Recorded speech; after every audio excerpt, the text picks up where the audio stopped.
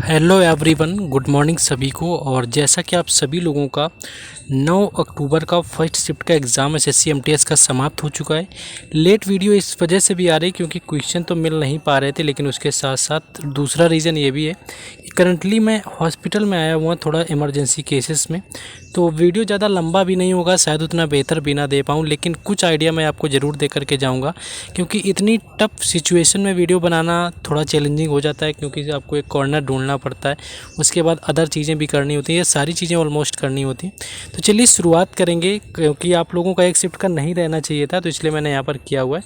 Video को at least आप dedication के लिए लाइक तो कर ही सकते हैं, शेयर कर सकते हैं। चैनल को अगर सब्सक्राइब ना किया हो तो कर दीजिए।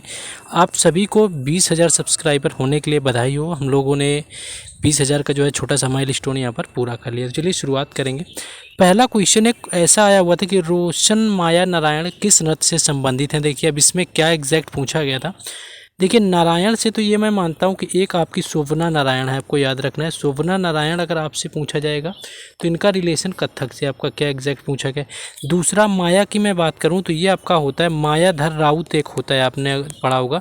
मायाधर राउत की मैं बात करूँ तो इनका रिलेशन है ओडिसी से, आपको याद रखना है। रोशन से याद रखना है, रोशन कुमारी आपका होता है, जिनका भी रिलेशन कथक से होता है। अब एग्जैक्ट क्या पूछा गया है, कौन सा नाम पूछा गया है, या अपना किस तरह से आया हुआ है, जिनका एग्ज़ाम था वो लोग कमेंट करके यहाँ पर बता देंगे। नेक्स्ट आगे हम लोग अगले क्वेश्चन में। नेक्स्ट क्वेश्चन आपका है कि सबसे अधिक गेहूं उत्पादन का जो राज्य है वो आपका कौन सा है। देखिए वैसे तो आपके यूपी आपका पहले नंबर पर रहता है, यूपी अगर आपको दिया होगा, जो कि आपका राइट आंसर था। इसके बाद आपके पंजाब में भी मुख्यतः क्या किया जाता है, आपके जो होता है जो है आपके गेहूं का उत्पादन अधिकतम होता है। उसके बाद अगर आपका दलहन वगैरह का पूछ लें तो आपका मध्य प्रदेश आ जाएगा। वही चीज़ जब मोटे अनाज यानी कि बाजरे वगैरह की बात करी जाती तो आपका राजस्थान आ जाता है। इस तरह से इनको याद रखना है, क्योंकि अगर पूछने की शुरुआत हुई है तो आगे क्वेश्चन इससे पूछे जा सकते हैं। नेक्स्ट हम लोग आगे क्वेश्चन देखेंगे। अगला हमारा नेक्स्ट क्वेश्चन है यहाँ पर कि नवरोज़ जो है वो किस धर्म से संबंधित त्यौहार है। आपका त्यौहार पूछा गया था, या आपका दरअसल जो नवरोज़ होता है ये एक नववर्ष होता है, और नववर्ष ये रिलेटेड होता है आपका पारसी धर्म से। यानी जो पारसी धर्म होता है उन लोगों का नववर्ष होता है, यानी कि नए साल या आपका जो शुरू होता है, जो पर्व होता है वो आपका नवरोज़ कहलाता है। ये पारसी धर्म का आपका नया साल है। जिस तरह से हम लोगों का चैत्र का प्रथम दिन रामनवमी से आपकी शुरुआत हो जाती है हिंदू कैलेंडर के अनुसार नए वर्ष की, और महाराष्ट्र में जो नया वर्ष होता है वो आपका गुड़ी पड़वा के नाम से जानते हैं, उसको भी हम लोगों को याद रखना है। और विशु को याद रखना है, जो कि आपका केरल का नव वर्ष होता है, तो विशु भी याद रखना है। तो ये आपको नए वर्ष याद रखना है। और ये नवरोज़ वगैरह का है जो क्वेश्चन, ये आपका पहले भी कई बार पूछा गया। तो प्रीवियस ईयर पर अगर आप लोग कमेंट बनाना चाहते हैं, जो लोग अभी तक पीडीएफ वगैरह नहीं लिया हुआ है, उन लोगों को मैं बता दूं कि ये 2024 की मैंने ई बुक तैयार करी हुई है आपकी पीडीएफ फॉर्मेट में, यानी कि जो 2024 के एग्ज़ाम हुए। इसके साथ साथ हम आपको 2022 और 2023 की पीडीएफ जो है एसएससी एमटीएस की वो प्रोवाइड करा रहे हैं साथ में, ताकि आप उसको परचेज़ कर सकें अच्छे से। और एक्स्ट्रा फैक्ट सॉल्यूशन है तो आप अच्छे से रिवीजन कर पाएंगे, क्योंकि जीके आपके क्वेश्चन वही कहीं ना कहीं पूछे जाते हैं। प्राइस इसका 49 है। ये व्हाट्सएप नंबर दिया हुआ है, जो लोगों ने परचेज़ ना किया हो और आगे एग्जाम और परचेज़ करना चाहते हैं तो आप लोग कर सकते हैं।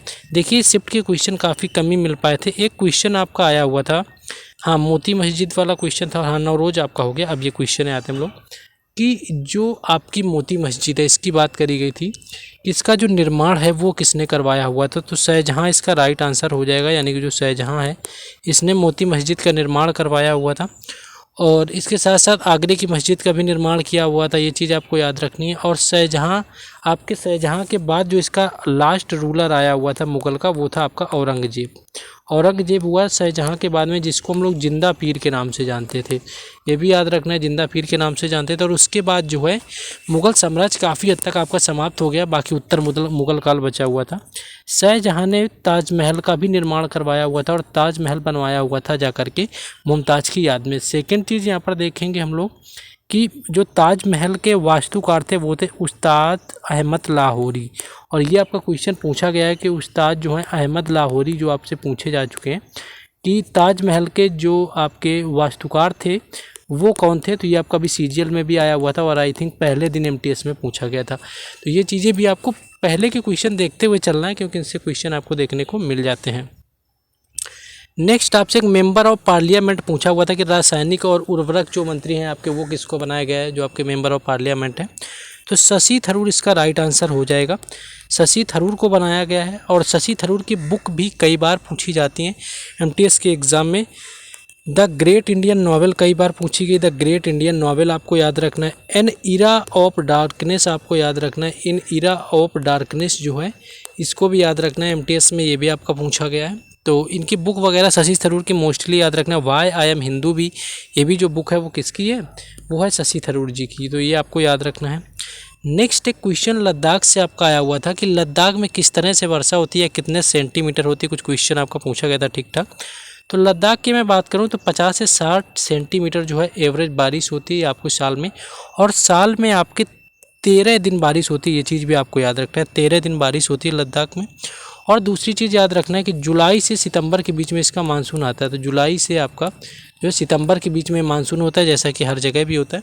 तो ऐसा क्या होता है कि ये लद्दाख में भी होता है, 13 दिन बारिश होती है, तो ये आपको याद रखना है। और बाकी अगर क्वेश्चन वगैरह में कुछ चेंजेस मिलता है तो आप लोगों को कमेंट बॉक्स में बता देना है, जिससे कि हमें एग्जैक्ट क्वेश्चन मिल जाए। बाकी आपको कमेंट में बताएंगे तो यही सारे क्वेश्चन आपको अपडेट करके हम पीडीएफ फॉर्मेट में प्रोवाइड करा देंगे टेलीग्राम चैनल और व्हाट्सएप चैनल पर, उनके भी लिंक डिस्क्रिप्शन में दिए गए हैं। नेक्स्ट क्वेश्चन है कि सबसे अधिक आपसे गरीब राज्य पूछा गया था, तो बिहार इसका राइट आंसर हो जाएगा। जो आपका बिहार जो है आपका मल्टी डायमेंशनल जो आपकी पावर्टी इंडेक्स होता है उसमें बिहार को जो है सबसे गरीब आपका राज्य का दर्जा दिया गया है। सबसे कम की जब बात करी जाएगी कि सबसे कम गरीबी कहाँ पर है, तो वो आपकी केरल में हो जाएगी, क्योंकि जो सबसे अधिक साक्षर आपका राज्य होता है वहाँ पर गरीबी जो होती है वो कम देखने को मिलती है।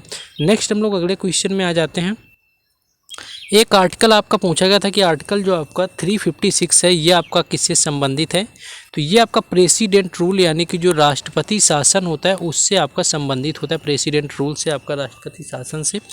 और दूसरी चीज़ क्या है कि कल आपका 360 पूछा गया था, 360 आपका पूछा गया था, जिसका मतलब होता है ये आपका वित्तीय काल से संबंधित होता है। दूसरा क्या है आपका कि 360 और हाँ 352 आपका 352 क्या होता है, ये राष्ट्रीय आपातकाल से रिलेटेड होता है।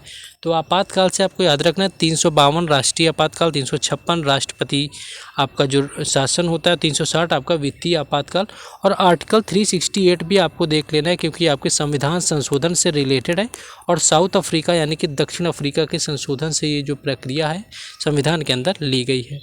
नेक्स्ट एक क्वेश्चन आपका देखने को मिला कि कौन सा आपका धर्म है जो कृषि करने को गलत मानता है एग्जैक्टली। देखिए यहाँ पर अगर मैं इस धर्म की बात करूँ तो ये एक बार क्वेश्चन आई थिंक पूछा गया है पहले भी, तो उसमें जैन धर्म ऑप्शन में दिया हुआ था। बाकी अगर क्वेश्चन में कुछ चेंज था एग्जैक्ट आप लोगों को याद कर पा रहे हैं PYQ का, तो ये क्वेश्चन आप लोग कमेंट करेंगे कि एग्जैक्ट क्वेश्चन क्या था, और इसका आंसर जिनका पता है वो लोग भी बताएंगे। तो आई थिंक जैन धर्म जो होता है वो क्या होता है कि आपको कहीं ना कहीं धरती को खोदना या उसको मतलब प्रताड़ित करना, कुछ इस तरह से जैन धर्म के अंदर समझते हैं लोग, कुछ आपकी मान्यता है, तो ऐसा कुछ इसमें समझा जाता है। नेक्स्ट एक क्वेश्चन नैना देवी से रिलेटेड आपका पूछा गया था, एग्जैक्ट क्वेश्चन क्या था। तो नैना देवी क्या है कि ये आपका हिमाचल प्रदेश के बिलासपुर में देवी सती यानी कि सती जो माता हैं उनकी एक शक्ति पीठ है, यानी कि सती माता के जो नैन यानी कि जो आँखें हैं वो यहीं पर गिरी हुई थी, तो इनको शक्तिपीठ के आधार पर इसको हम लोग क्या मानते हैं, इसको मानते हैं आपका नैना देवी का दर्जा दिया हुआ। ये हिमाचल प्रदेश के बिलासपुर में स्थित है, और बाकी सती माता के आपका कहाँ पर है, तो वो आपका है कामाख्या देवी मंदिर असम में। तो ये ऑलमोस्ट कुछ क्वेश्चन थे जो आज की शिफ्ट में मिले। ज़्यादा क्वेश्चन तो नहीं मिल पाए, देखिए मैंने वेट भी किया कि मुझे और ज़्यादा क्वेश्चन इस शिफ्ट के मिले। उसके साथ साथ मैंने क्या कोशिश किया कि आपको हॉस्पिटल में हूँ तो थोड़ा टाइम और अच्छा मिले तो मैं आपको प्रोवाइड करा पाऊँ, लेकिन ज़्यादा तो नहीं मिल पाए सारे क्वेश्चन, मैं क्या ही बोलूँ। तो बाकी मिल जाएंगे तो हम आपको टेलीग्राम चैनल वगैरह पर प्रोवाइड करा देंगे। बाकी आप लोग वीडियो को लाइक शेयर और सब्सक्राइब जरूर करें, चैनल को देखें, क्योंकि हम अगर आपके लिए डेडिकेशन दिखाते हैं तो आप लोगों की भी रिस्पॉन्सिबिलिटी बनती है। मिलते हैं सेकेंड शिफ्ट में। जय हिंद।